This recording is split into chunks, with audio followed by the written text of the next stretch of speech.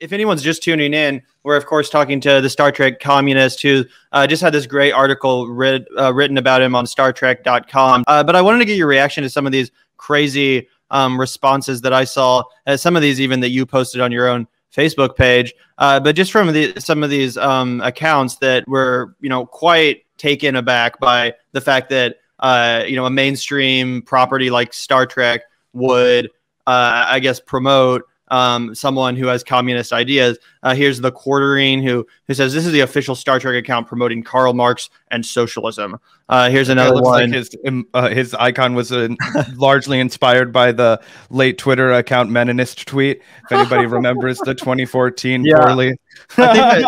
I think I've seen like this guy's channel once or twice. It's super cringe. Here's another one that says if communists actually win, this guy will be one of the first without a job. Cosplaying wouldn't be popular when people are unpersoned, executed, and starving.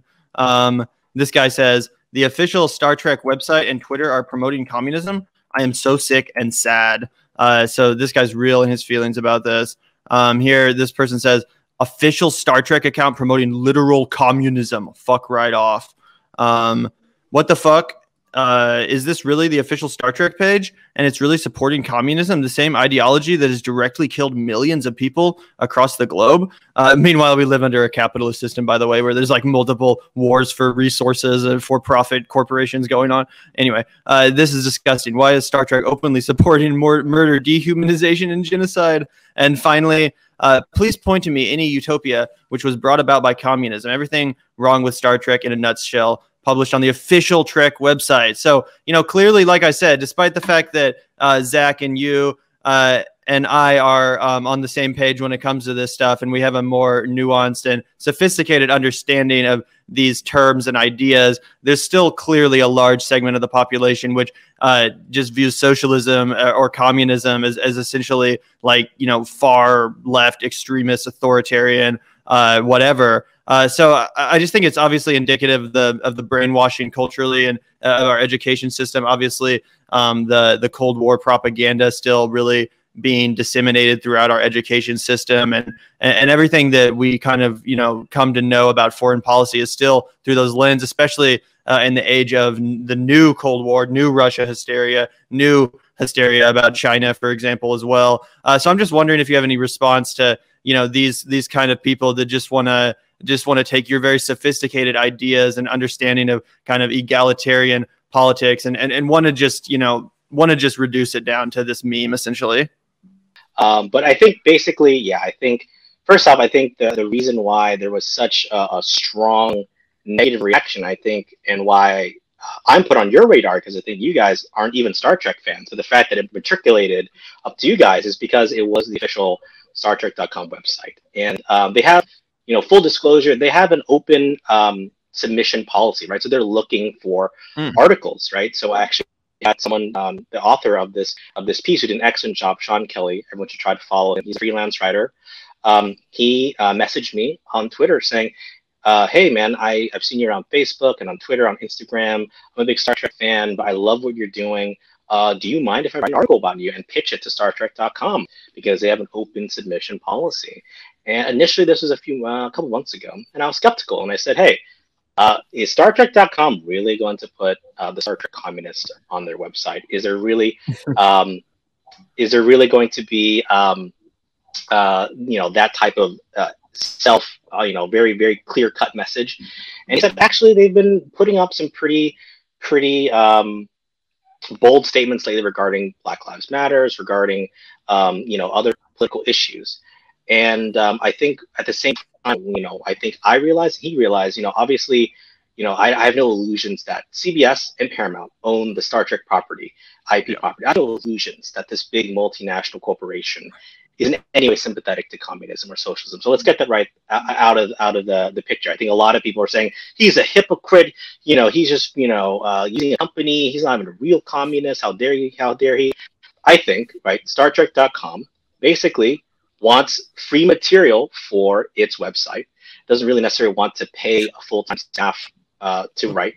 So they submit. They ask for articles from fans and submissions, right? And they know there's certain things that kind of create clicks. And I understand that, right? With that said, That's totally fine. They still have a large platform, and if they're willing to present and publish, these ideas to a wider audience, then that's fine, right? And I think that's Marxist understanding the world as it is, right? So we use any opportunity to patiently discuss, as I am tonight with you and so many others, is these ideas, right? And I was pleasantly surprised about how open they were with this, and that's great. And Sean did a great job writing up this article. So I think that's just setting the table of why there was such a reaction. And I think a lot of the reaction you can see is coming from, I think, a YouTube section that was basically Gamergate not too long ago, right? A lot of these people were, complaining about a female Ghostbusters from a few years ago, like losing their minds over like woke Star Wars and diverse, having women on, I think one of them got really mad that one of the breasts on a cartoon character got smaller in a recent iteration. This was evidence of a woke agenda. Like, these are the type of people, right? So I think we have to kind of set the stage of like, these are the type of people that are really mad at this, right? So of course, when someone is openly saying, hey, we can take some pretty radical and revolutionary conclusions from this, large fandom and this large science fiction. Well, that's actually a good segue. Could you maybe explain just the communist interpretation of Star Trek for people that might not be Yeah, that was aware? going to be my question. Yeah, so for a novice, who's not, we've both seen the J.J. Abrams film, so that should give you a base point. But you're definitely not experts. Yeah, sure. So basically, the reason why Star Trek is different than a Star Wars, for example, and I love Star Wars too, but I love Star Trek, is that Star Trek is ostensibly us in the future. It's us about 300, 400 years in the future, in the 22nd, 23rd, 24th centuries, and beyond. And it's basically saying humanity has figured it out. They've actually united on planet Earth. There's a one world government on Earth. They're part of a large, and that Earth is part of a larger federation of planets, the United Federation of Planets, and they peacefully explore the stars, right? To boldly go where no one has gone before. The idea of Star Trek is that humanity no longer is fighting itself, right? So at least on Earth, there's no more racism, there's no more sexism.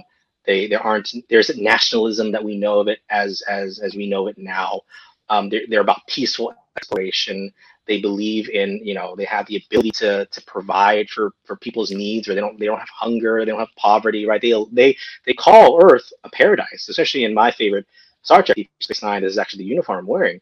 They talk about Earth being a paradise. They've been able to achieve these types of things, and a lot of it had to do with them making first contact with an alien species called the Vulcans. The Vulcans were the race of Spock, those pointy ears. That's Vulcans, right? So there's a movie called Star Trek: First Contact, where they say that's where it all began, where humanity was able to make first contact with an alien race, and for the first time, they realized they weren't alone in the universe. And because they weren't alone in the universe, they started to work together to resolve these problems, right? And these are lines from that movie where Deanna Troi, Geordie LaForge, Commander Riker are talking to Zephram Cochrane, who would be the inventor of warp drive, saying, this is what would happen. This moment of first contact with the alien race would change everything.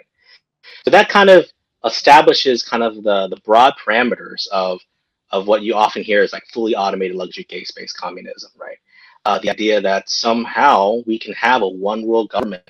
There aren't these borders on a planetary scale. We aren't, they're not charging rent aboard the Starship Enterprise. They're not charging health insurance premiums. They just give you care, right? Those are all radical things. Within the Star Trek universe, it's never explained how it actually gets there. It's very actually utopian, and they just say, humanity just wised up. They just evolved, and they figured it out. That's great, because we talk about on the show sometimes like how Elon Musk and shit is trying to like privatize space, and I always say like, I'm in favor of space travel, but the world needs to come together to do it. Like, it can't just be these private companies or America versus Russia in a space race where our militaries are both like, festering off of this. Essentially, we need to all come together and have, you know, a united space federation or whatever. So it's not this capitalist militaristic endeavor. It's an effort in, you know, furtherance of humanity and unity and solidarity and exploration, which is exactly what you're talking about. So I think that's a really wonderful interpretation. And, you know, it frankly makes me a little bit more interested in going back and actually watching some more of Star Trek, because